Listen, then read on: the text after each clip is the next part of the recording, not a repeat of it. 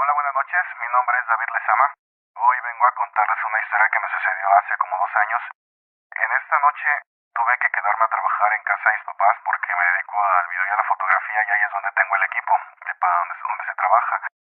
Entonces ya salí como a las 2 de la mañana y ya en mi trayecto a Matsaco, hay una curva que es seguida como si fuera una S y ahí en la primera parte de la curva había una mujer que estaba parada con un camisón o más o menos como si fuera el de una enfermera, en donde ella estaba agachada y también tenía sus manos juntas como si estuviera rezando. El hecho es que yo la vi, pero de todas las historias que me han platicado de esa carretera, pues no quise quedarme ni nada por el estilo. Lo único que hice fue prender un cigarro, irme, pisarle un poquito al carro y llegar a mi casa. El hecho es que no termina en ese punto, sino cuando yo bajo del carro y me dispongo a abrir la puerta de mi casa, yo veo del lado izquierdo a la mujer parada en un poste. Era la misma chava que yo vi cuando pasé la curva, entonces es imposible que me haya alcanzado. Cuando a mí me pasó dije, bueno, igual puede ser a causa del desvelo, del cansancio, y entonces me puse a investigar acerca de la historia de esa carretera. También a unos policías hace como 5 o 6 años que ellos venían a una llamada de auxilio, llegaron a Ayutla pero no encontraron a nadie. No había quien pudiera responder a la llamada del auxilio. Cuando venían de regreso se encontraron a una mujer con las características que les acabo de describir. Ella la subieron, le dijeron que dónde vivía, que la pasaban a dejar porque ya era muy noche para que ella estuviera caminando por la calle sola. Entonces la chava se subió, el compañero policía que va al lado derecho del piloto se pasó a la batea y entonces siguieron avanzando. Pero más o menos entre la ermita y la entrada de Matsaco, la chava les dice que ella se bajaba ahí.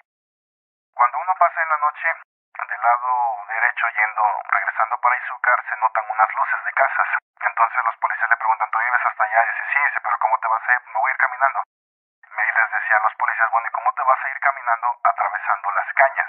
¿Cómo crees? No, mejor vamos hasta el camino y de ahí te llevamos. Dice, no, aquí me bajo. Le recibe una llamada, bueno, por radio, y este policía contesta, y cuando él regresa la mirada hacia el copiloto, la chava ya no se encontraba ahí, entonces se baja, y los policías le dicen, no manches, ¿ya viste lo que está allá? Ellos dicen que era la misma chava que estaba encima de las cañas, flotando. Después de que pasa eso, pues ellos se espantan y avanza entonces la camioneta, 10 metros a lo mejor, y la camioneta se parte a la mitad.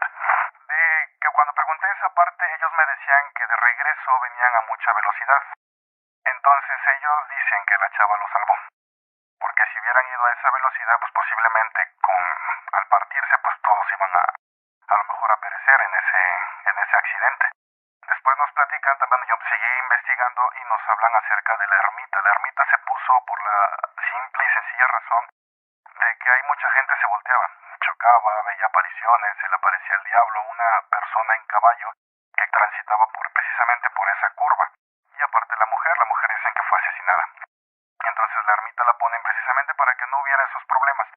Y después de eso, pues ya se pudieron calmar las cosas, pero no sé si se hayan calmado realmente porque pues a mí se me volvió a aparecer posteriormente todo lo que hicieron.